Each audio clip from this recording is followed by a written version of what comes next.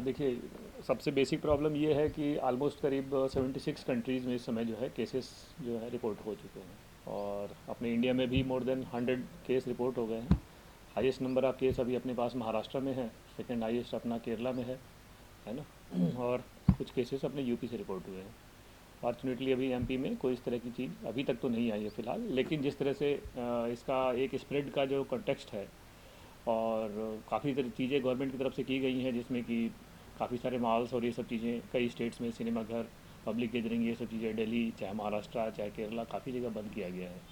तो इसमें चूँकि अपने पास कोई अभी कॉन्क्रीट ट्रीटमेंट नहीं है, तो अपन ये कह सकते हैं कि बचाव ही इसमें एक तरह से जो है इसका इलाज है फ़िलहाल अभी आज की तारीख में। आने वाले टाइम में जो होगा एंड इसके स्प्रेड में जो है सबसे इम्पॉर्टेंट चीज़ ये है कि ये इसका जो नॉर्मल सिम्टम है ये बिल्कुल नॉर्मल फ्लू की तरह स्टार्ट होता है कि पेशेंट को फीवर, सर्दी, खांसी, जुकाम, और इसका यूजुअली जो मीन टाइम होता है जैसे जिस दिन उसका पेशेंट का एक्सपोजर होता है वायरस से, तो 2 से 14 दिन के बाद इसका जो है सिम्टम्स अपीयर होते हैं। इसलिए आप सुनते होंगे कि क्वारंटाइन जो अपन वर्ड यूज़ करते हैं कि बाहर से जो भी पेशेंट आते हैं या एक्सपोजर हुआ तो 14 डेज अपन उनको वॉच करते हैं। अगर उस दौरान उसमें फीवर, काफ़ी ये सब नहीं आते तो अपन मान के चलते हैं कि probably they are not expose to the corona virus.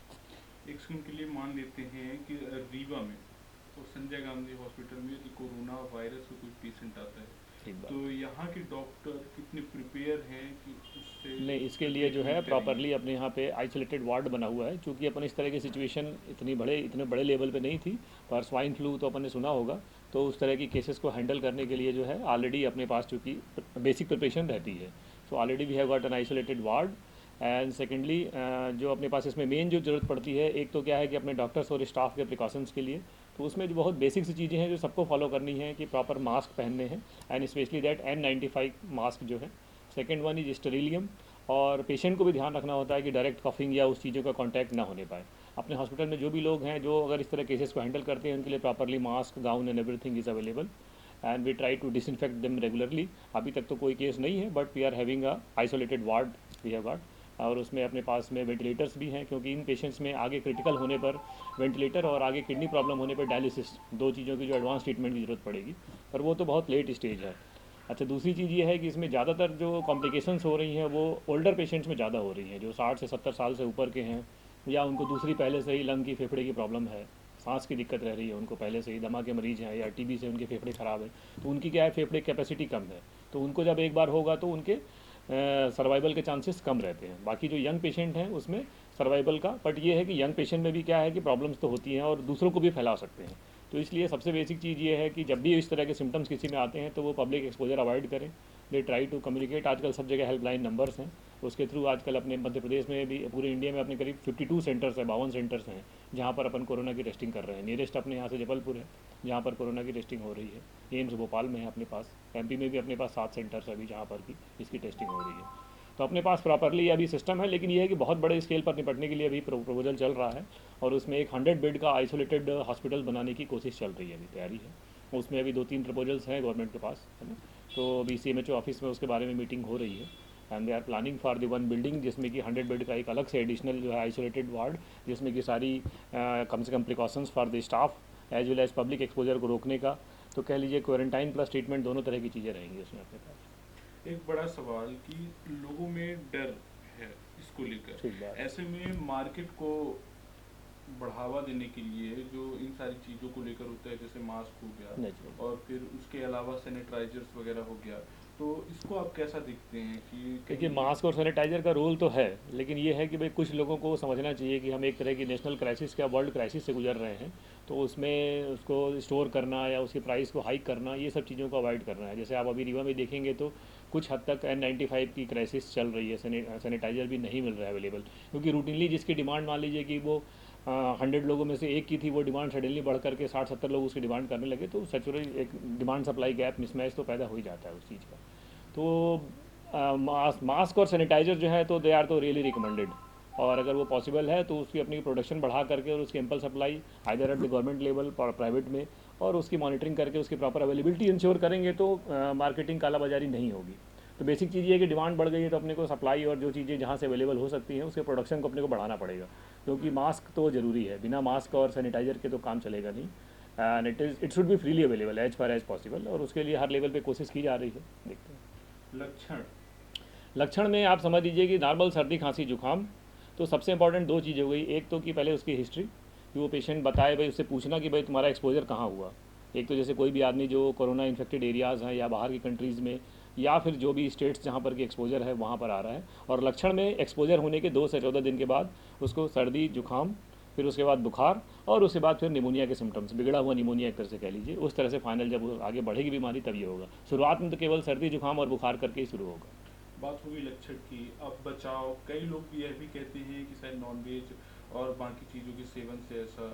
ये पहले की बात हो गई कि वो नॉनवेज के थ्रू हम लोगों को पहुंचा। आज जो उसका फैलने का मैकेनिज्म है वो ह्यूमन टू ह्यूमन हो गया। तो बेसिकली उसमें बचाव में 2-3 चीज़ें हो गई। एक तो सबसे बेसिक चीज़ हो गई कि भाई आप अननेसेसरी क्राउड का एक्सपोजर अवॉइड करें। सेकंड, आपको जब भी इस तरह में जाना अगर मजबूरी है तो N95 या नहीं मिल पा रहा है तो नॉर्मल भी मास्क डबल लगा करके और उसको अवॉइड करें। बहुत ज़्यादा क्लोज टू क्लोज कॉन्टैक्ट नहीं करें।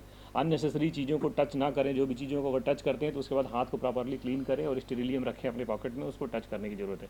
क्योंकि जो इसका वायरस है वो आपके नॉन लिविंग सरफेस में, आप कह लीजिए जो हार्ड सरफेस है, दीवार कह लीजिए, टेबल कह लीजिए, जैसे मेरी क्लिनिक में है ये, तो वहाँ पर वो 6 आवर्स जिंदा रहता है, नॉर्मल जो अभी टेम्परेचर चल रहा है। कपड़े पे, कंबल में, ब्लैंकेट में कह लीजिए, तो वहाँ पर 9 to 10 आवर्स उसका सर्वाइवल है।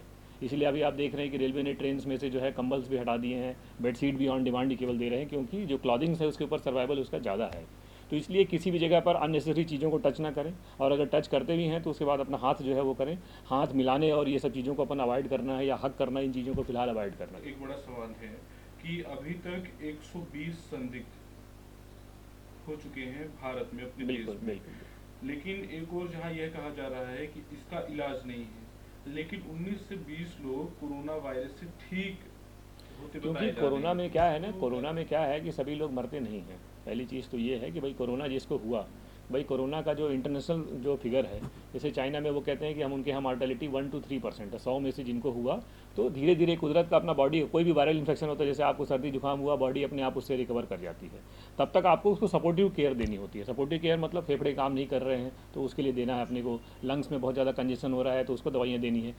इलाज ना होने का मतलब वायरस को मारने की दवा नहीं है अपने पास। जैसे पास HIV है, हेपेटाइटिस बी है ना, या टाइमी फ्लू दवा आई थी स्वाइन फ्लू के लिए, तो उस तरह की कोई ऐसी दवा नहीं है जिसको अपन एंटीवायरल कहें कि वो वायरस को किल कर देगी। वायरल अपने आप बॉडी की अपनी क्षमता है, उससे लड़ करके वायरस धीरे धीरे उससे ओवरकम हो जाता है, पर वायरस की एंटीवायरल डोज नहीं है।